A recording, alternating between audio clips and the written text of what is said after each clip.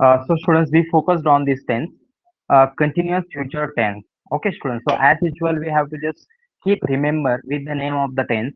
So here the name of the tense is continuous future tense. So we will get the sense with the word continuous. It means that something will be going on in the future. So students या ठिकाणी मराठीमध्ये सांगतो. बघा students, मी आतापर्यंत तुम्हाला एक सांगत आलेलो आहे की कुठलाही टेन्स त्याच्या नावावरून आपण काय करणार आहोत तर त्याला समजून घेणार आहोत. फक्त सिंपल टेन्स आपल्याला एकदम एक्झॅक्ट समजत नाही का तो कशा पद्धतीने वापरतो, परंतु बाकीचे सर्व टेन्स मध्ये आपण त्याच्या नावावरून काय करू शकतो तर समजू शकतो का तो टेन्स कधी आणि कशा प्रकारे वापरला जातो. सो या ठिकाणी स्टुडंट्स कंटिन्युअस फ्युचर टेन्स आहे, याचा अर्थ ती क्रिया स्टुडंट ती क्रिया भविष्यामध्ये घडत असेल, बरोबर. ती क्रिया भविष्यामध्ये घडत असेल तर ओव्हरऑल आपली डेफिनेशन होईल स्टुडंट आजची की एखादी क्रिया घडत असेल. ओके, एखादी क्रिया घडत असेल भविष्यामध्ये, बरोबर, म्हणजे ती घडत असेल त्या वेळेला ती क्रिया लाईव्ह असेल किंवा घडत असेल, बरोबर, म्हणजे कंटिन्युअस असेल, चालू असेल. ओके, तर हा सेन्स आपल्याला त्या टेन्सच्या टायटल वरून आपल्याला या ठिकाणी आलेला आहे. So overall, now we will see the definition of this tense. So या ठिकाणी बघा, continuous future tense is used to describe an action that will be ongoing at a specific time in the future. बघा काय सांगितलं students, ongoing at a specific time in a future, बरोबर. एका particular वेळेला भविष्यामध्ये ती क्रिया चालू असेल, बरोबर, जसं की आपल्याला त्याच्या नावावरूनच सेन्स आलेला आहे. सो अशा प्रकारे आपण काय करू शकतो, या टेन्सला लक्षात ठेवू शकतो. जसं की आपल्याला माहित आहे कंटिन्युअस मध्ये क्रिया चालू असते, तर यामध्ये पण चालू असेल, पण भविष्यामध्ये चालू असेल. जेव्हा भविष्यामध्ये एखादी क्रिया चालू असेल त्या त्या संदर्भात आपल्याला जेव्हा बोलायचं असतं स्टुडंट, तेव्हा आपण हा टेन्स काय करतो तर त्या ठिकाणी वापरतो. ओके, कंटिन्युअस फ्युचर टेन्स आपण त्या ठिकाणी वापरतो. आता इथे डेफिनेशन आहे बघा student, action will be happening, बरोबर, ऍक्शन विल बी हॅपनिंग. आता ऍक्शनचा या ठिकाणी अर्थ काय आहे तर क्रिया, म्हणजे काय क्रिया घडत असेल, बरोबर, क्रिया घडत असेल, action will be happening. Okay, so अशा प्रकारे आपण डेफिनेशनला समजून घेतलेला आहे की भविष्यामध्ये एखादी क्रिया घडत असेल, चालू असेल, कंटिन्यू असेल, लाईव्ह असेल. सो अशा प्रकारे आपण कंटिन्युअस टेन्स बघितला. आता आपण नेक्स्ट मध्ये बघणार त्याची म्हणजे त्याचा फॉर्म्युला आपण या ठिकाणी बघूया. आता या ठिकाणी as usual students, we will start with subject. Okay, या ठिकाणी प्रथम सब्जेक्ट असणार आहे. आता त्यानंतर बघा स्टुडंट, या ठिकाणी जर तुम्ही बघणार तर विल प्लस बी अप्लाय झालेला आहे. तर काय झालेला आहे formula, subject plus will be. Okay, आणि obviously if there is continuous tense so we apply ING form on the main verb. So या ठिकाणी पण तेच झालेलं आहे बघा स्टुडंट, कंटिन्युअस टेन्स होता म्हणून आयएनजी फॉर्म या ठिकाणी काय झालेला आहे तर अप्लाय झालेला आहे. आणि फायनल नेक्स्टला किंवा लास्टला काय झालेलं आहे स्टुडंट तर आपलं जे राहिलेलं बाकी सेंटेन्स असतं, ऑब्जेक्ट असतं, ते आपण त्या ठिकाणी काय केलेलं आहे तर घेतलेलं आहे. ओके, सो आपला या ठिकाणी फॉर्म्युला बनलेला आहे subject plus will be plus verb आयएनजी plus object, बरोबर. अशा प्रकारे आपल्या या ठिकाणी काय झालेलं आहे तर सेंटेन्स सॉरी फॉर्म्युला बनलेला आहे, subject plus will be plus verb आयएनजी plus object. So या ठिकाणी आपल्याला माहित आहे कंटिन्युअस टेन्स या आधी दोन बघितले आपण, फक्त आणि फक्त त्यामध्ये एकच चेंज होता. विल बीच्या जागेवर अमेझार लावलं तर प्रेझेंट टेन्स, was वर लावलं तर फ्युचर होईल, आणि विल बी लावल्यामुळे या ठिकाणी काय झालेला आहे स्टुडंट, तो टेन्स फ्युचर झालेला आहे. So overall the tense type will decide with the helping verb. Helping verb change झालं तर पूर्ण सेंटेन्स जो टाईप आहे तोच काय होऊन जातो, चेंज होऊन जातो. सो आता या ठिकाणी आपण बघितलेला आहे की आपला विल जो असतो तो फ्युचरचा असतो, फ्युचर मध्ये बोलताना आपल्याला विल अप्लाय करायचा असतो. आता त्याच्यानंतर त्यावर काय अप्लाय होतो ते डिपेंड करतं. आता इथं विल बी आहे म्हणजे कंटिन्युअस मध्ये आपण बोलतो, विल हॅव वापरलं तर परफेक्ट मध्ये बोलू, आणि विल हॅव प्लस बिन वापरलं तर तुम्हाला माहित आहे परफेक्ट कंटिन्युअस दोन टेन्सचं मर्जिंग त्या ठिकाणी होतं. सो या ठिकाणी आता फॉर्म्युलाला समजून घेतल्यानंतर आपण सेंटेन्सला समजून घेऊया. सो या ठिकाणी सेंटेन्स आहे बघा student, Sameer will be going for a walk. बघा या ठिकाणी काय सांगितलं स्टुडंट, समीर काय आहे आपला सब्जेक्ट आहे, त्यानंतर सांगितलं त्यांनी विल बी वापरा, आपण विल बी ला वापरलं. त्यानंतर सांगितलं त्यांनी व्हर्ब आयएनजी फॉर्म अप्लाय करा, गोइंग वर गो वरती व्हर्ब आयएनजी आपण अप्लाय केलं, गोइंग झालं, आणि लास्टला ऑब्जेक्ट फॉर अ वॉक. सरळ अर्थ असा झाला स्टुडंट की समीर वॉकला जात असेल, बरोबर, समीर वॉकला जात असेल म्हणजे फ्युचर मध्ये ती क्रिया चालू असेल, तो वॉकला जात असेल, बरोबर, तो वॉकला जात असेल किंवा तो वॉकला चालत असेल. सो अशा प्रकारे आता मला असं म्हणायचं आहे की तो जात नसणार असेल, बरोबर. So Sameer will not be going for a walk. बघा, Sameer will not be going for a walk म्हणजे समीर वॉकला जात नसेल, बरोबर. समीर वॉकला जात नसेल. आता मला असं म्हणायचं आहे, समीर वॉकला जात असेल का, बरोबर. समीर वॉकला जात असेल का. Will Sameer be going for a walk. आता बघा या ठिकाणी विल आणि बी मध्ये कसं झालं स्टुडंट, आधी विल वापरला, नंतर समीर आणि नंतर बी वापरलेला आहे. विल बी समीर असं नाही केलेलं, आपण दोघांना सेपरेट केलं. सो काय झालं या ठिकाणी बघा, will Sameer be going for walk, बरोबर. बघा, will Sameer be going for walk. त्यानंतर बघा, समीर वॉकला जात नसेल का, बरोबर. समीर वॉकला जात नसेल का, विल समीर, आणि त्यानंतर बघा त्याच्या अगोदर आता नॉट अप्लाय झाला आणि झालं नॉट बी. बी नॉट असं नाही होत, तर नॉट बी होतं. हे आपण नॉट बीनच्या सेंटेन्स मध्ये पण तुम्हाला मी समजवलेलं होतं. बीनच्या अगोदरच नॉट लागतो, नॉट बीन, आणि बीच्या केस मध्ये पण बीच्या अगोदरच नॉट अप्लाय करायचा असतो. सो या ठिकाणी होईल सेंटेन्स आपलं, will Sameer not be going for a walk, बरोबर. समीर वॉकला जात नसेल का, बरोबर. आता मला विचारायचं आहे, समीर का वॉकला जात असेल, बरोबर. समीर का वॉकला जात असेल. सो व्हाय विल, बघा, why will Sameer be okay going for a, why will Sameer be going for a walk. Okay, आणि मला असं म्हणायचं आहे, समीर का वॉकला जात नसेल. ओके, समीर का वॉकला जात नसेल. So why will Sameer not be going for a walk, बरोबर. Why will Sameer not be going for a walk. So अशा प्रकारे आपण काय केलेलं स्टुडंट, या ठिकाणी पूर्ण सेंटेन्सेसला समजून घेतलेलं आहे. ओके, सो पुन्हा एकदा बघा, समीर वॉकला जात असेल, Sameer will be going for a walk. Sameer वॉकला जात नसेल, Sameer will not be going for a walk. Sameer वॉकला जात असेल का, will Sameer be going for a walk. Sameer वॉकला जात नसेल का, will Sameer not be going for a walk. Sameer का वॉकला जात असेल, why will Sameer be going for a walk.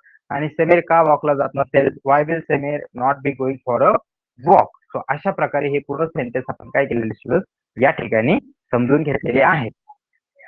So तुम्हाला या ठिकाणी फॉर्म्युला आणि सेंटेन्स ची ही स्लाइड प्रॉपरली समजली असेल तर एकदा हँड रेस करून कन्फर्म करा मला.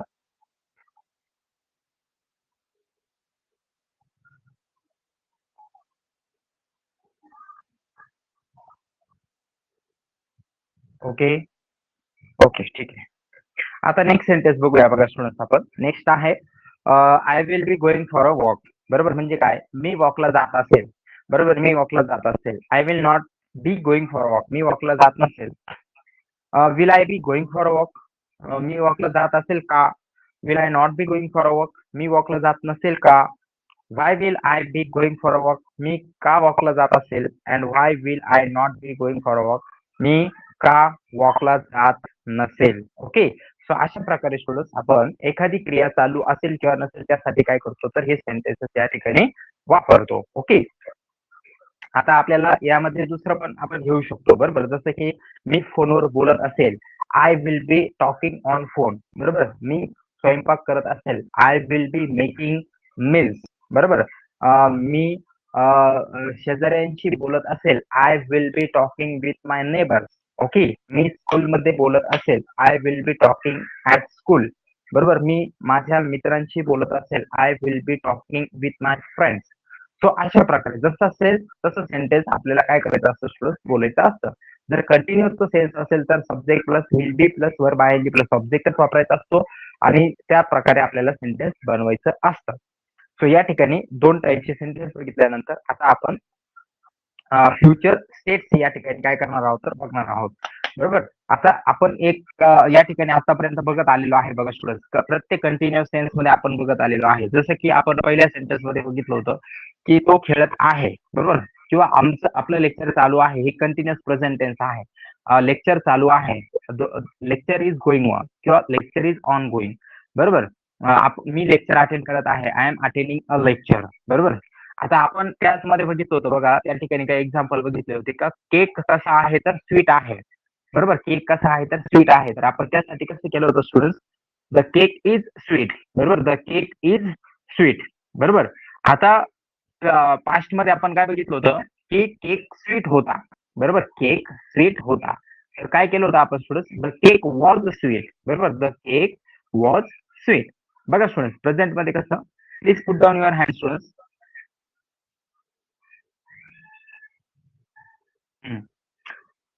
सो आपण त्या ठिकाणी स्टुडंट्स प्रेझेंट मध्ये आपण इज वापरला होता द केक इज स्वीट, बरोबर. त्यानंतर आपण पास्ट मध्ये वापरला होता was, the cake was sweet, बरोबर. आणि त्यानंतर आता फ्युचर मध्ये आपण वापरणार का केक कसा असेल, तर केक कसा असेल स्टुडंट्स बघा या ठिकाणी दिलं the cake will be sweet, बरोबर. The cake will be sweet म्हणजे कसा केक स्वीट असेल, बरोबर. केक स्वीट असेल त्यासाठी आपण या ठिकाणी काय केलेलं विल बीचा यूज केलेलं फ्युचर स्टेट सांगण्यासाठी. फ्युचर मध्ये ती गोष्ट कशी असेल, बरोबर, ती गोष्ट ती म्हणजे ती वस्तू किंवा ती गोष्ट कशी असेल ते सांगण्यासाठी आपण या ठिकाणी विल बीचा वापर काय केलेला या ठिकाणी केलेला आहे, बरोबर. आपण प्रत्येक कंटिन्युअस मध्ये बघितलं स्टुडंट्स का एखादी एकतर आपण ऍक्शन सेंटेन्सेस बघतो आणि त्याच प्रकारे आपल्याला हे पण सांगायचं असतं ना की ही गोष्ट अशी आहे किंवा अशी होती किंवा अशी असेल ते सांगण्यासाठी पण आपण कंटिन्युअसच्या हेल्पिंग वर्बचा वापर करतो. जसं की आय एम जसं की आय एम प्लेइंग, बरोबर.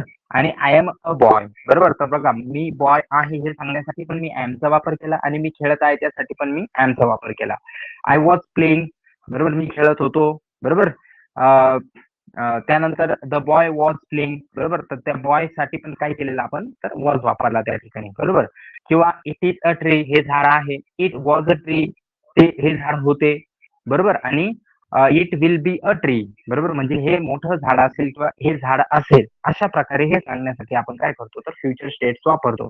त्यासाठी आपण विल बीचाच वापर करतो. हे ओव्हरऑल आपल्याला या ठिकाणी समजलेलं आहे. ओव्हरऑल स्टुडंट्स कंटिन्युअस मध्ये ऍक्शन सेंटेन्सेस प्लस आपल्याला फ्युचर स्टेट सांगण्यासाठी आपण कंटिन्युअसच्या हेल्पिंग वर्बचा या ठिकाणी काय करतो तर उपयोग करतो. So the cake will be sweet म्हणजे केक स्वीट असेल. I will be a teacher, मी टीचर असेल. He will be a doctor, तो डॉक्टर असेल. She will be a student, ती स्टुडंट असेल. The sky will be clear, sky clear असेल. This phone will be essential for my work, हा phone माझ्या कामासाठी महत्वाचा असेल. दे विल बी स्टुडंट, हे सर्व काय असतील तर स्टुडंट असतील, बरोबर. सो अशा प्रकारे फ्युचर स्टेट सांगण्यासाठी एखादी गोष्ट असेल असं सांगण्यासाठी आपण फ्युचर कंटिन्युअसच्या हेल्पिंग वर्बचा काय करतो त्या ठिकाणी स्टुडंट तर वापर करतो. बघा स्टुडंट पुन्हा एकदा तुमचं इथं कन्फ्युजन जर झालेलं असेल तर पुन्हा एकदा क्लिअर करतो मी, नीट ऐका. बघा स्टुडंट्स मला असं म्हणायचं आहे का मी लेक्चर घेत आहे, बरोबर. तर मी काय म्हणाल आय एम टेकिंग लेक्चर, बरोबर, किंवा आय एम अटेंडिंग लेक्चर. आता मला असं म्हणायचं आहे स्टुडंट्स की हे झाड आहे, तर मी कसं म्हणाल स्टुडंट की इट इज अ ट्री, बरोबर. आता इथं दुसरं एक्झाम्पल घेऊ बघा स्टुडंट, तो लेक्चर अटेंड करत आहे तर इथं कसं करू आपण he is attending a lecture, बघा he is attending a lecture, बरोबर. आणि मला म्हणायचं आहे हे झाड आहे तर मी काय म्हणाल इट इज अ ट्री. तर बघा मी दोघांसाठी पण इथं इज वापरलेला आहे स्टुडंट, इज वापरलेला आहे. त्यानंतर स्टुडंट आता बघा दुसरं सांगतो बघा. आता मला हे म्हणायचं आहे की तो लेक्चर अटेंड करत होता, बरोबर, म्हणजे पास्ट मध्ये ती क्रिया चालू होती, तो लेक्चर अटेंड करत होता. तर मी कसं म्हणाल इजच्या जागी आता फक्त वॉज लावाल आणि कसं म्हणाल सेंटेन्स कसं होईल he was attending a lecture, he was attending a lecture, बरोबर स्टुडंट. आणि मला काय म्हणायचं आहे का हे झाड होते तर त्यासाठी पण मी वॉजचाच वापर करायला आणि मी कसं म्हणाल की इट वॉज अ ट्री, हे झाड होते, it was a tree. Okay. आता मला काय म्हणायचं आहे की तो लेक्चर अटेंड करत असेल फ्युचर मध्ये तर मी कसं म्हणाल ही will be attending a lecture, he will be attending a lecture. आणि मला म्हणायचं आहे हे झाड असेल तर मी कसं म्हणाल it will be a tree, okay, it will be a tree. So अशा प्रकारे स्टुडंट आपण या ठिकाणी अमेझॉनचा वॉजवरचा आणि विल बीचा वापर त्यांचे त्यांचे स्टेट सांगण्यासाठी पण किंवा त्यांचे फॉर्म सांगण्यासाठी पण काय करतो आपण करतो. ओके. सो ही गोष्ट तुम्ही लक्षात ठेवा. म्हणजे नॉर्मली आपण सांगतो ना जसं की बघा तुम्ही आता बरेच आपल्याकडे टीचर आहेत ते सांगता बघा ही इज माय स्टुडंट, बरोबर. आता बघा तो आपला स्टुडंट आहे याच्यामध्ये क्रिया काहीच नाहीये पण तरी पण आपण काय वापरला इज वापरला आणि इज काय हेल्पिंग वर्ब आहे. कोणतं हेल्पिंग वर्ब आहे तर ते कंटिन्युअस साठी आपण वापरतो आपल्याला माहित आहे. आपल्याला म्हणायचंय खूप दिवसांनी एखादा स्टुडंट भेटला, हा माझा स्टुडंट होता, आपण काय म्हणू he was my student, okay, he was my student, हा माझा स्टुडंट होता. तर त्यासाठी आपण वॉजचा वापर केला. सो या हेल्पिंग वर्बचा वापर आपण त्याचे फ्युचर स्टेट सांगण्यासाठी पण करतो, हे आपण घेतलं. लक्षात ठेवा हे फक्त आणि फक्त कंटिन्युअस टेन्स मध्येच येतं, बाकी कुठल्या टेन्स मध्ये येत नाही. आणि कंटिन्युअसचेच हेल्पिंग वर्ब आपल्याला ते स्टेट सांगण्यासाठी करतो आपण, म्हणजे प्रेझेंटचे, पास्टचे आणि फ्युचरचे. असं कधीच वापरत नाही स्टुडंट्स आपण. बघा जसं की हे झाड आहे, इट हॅज अ ट्री असं कधीच म्हणत नाही आपण. इट हॅव अ ट्री पण नाही होत, बरोबर. इट इज ट्रीज म्हणतो. इट हॅड अ ट्री असं पण नाही होत, बरोबर. म्हणजे परफेक्ट तिथं आपण युज करत नाही. आणि it will have a tree असं पण नाही म्हणत आपण, बरोबर. तर आपण काय म्हणतो, हे आहे, बरोबर. आता आपल्याला बघा स्टुडंट अजून सिंपल करून सांगतो. बघा नॉर्मली काय होतं माहिती का, चा अर्थ वापर होतो, सॉरी मिनिंग होतो आहे. ऍम इज आरचा अर्थ काय होतो, आहे. आणि आपल्याला म्हणायचं पण काय आहे का, हे झाड आहे. सो त्याच्यामध्ये आहे हा वर्ड आला. तर आहे साठी आपण इंग्लिशमध्ये आहे साठी काय घेतो, एक तर ऍम घेतो, इज घेतो, नाही तर हा घेतो. आता इट होता म्हणून आपण इज घेतो, so it is a tree. आता होतासाठी आपण वॉज वर वापरतो, बरोबर. आता इट हे झाड होते म्हणजे याचा अर्थ होतेसाठी आपण वॉज वर वापरतो, तर आपण इथं वॉजचा वापर करू, इट वॉज अ ट्री, बरोबर. आणि असेल साठी आपण काय वापरतो, विल बी वापरतो. मग आपल्याला सेंटेन्स काय होतं, हे झाड असेल.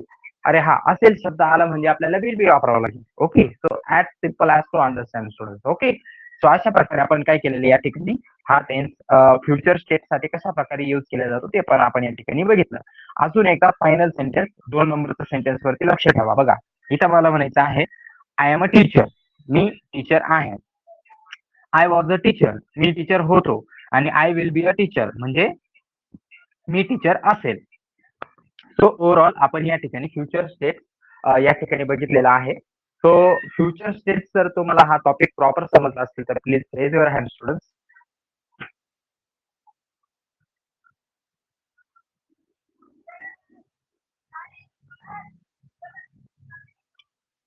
Okay, very good. चलो ठीक आहे. सो आता लक्षात ठेवा स्टुडंट, जेव्हा मी प्रॅक्टिस घेईल तुमची त्यावेळेला आपल्याला फ्युचर स्टेटचे काही मी सेंटेन्स विचारेल, त्यावरून तुम्हाला ते बनवायचे आहेत. आता स्टुडंट आपण या ठिकाणी सर्व नाऊन आणि प्रोनाऊन साठी कशा प्रकारे आपण विल बीचा वापर करतो ते बघूया. आता इथं दिलंय बघा, I will be playing cricket म्हणजे काय, मी क्रिकेट खेळत असेल.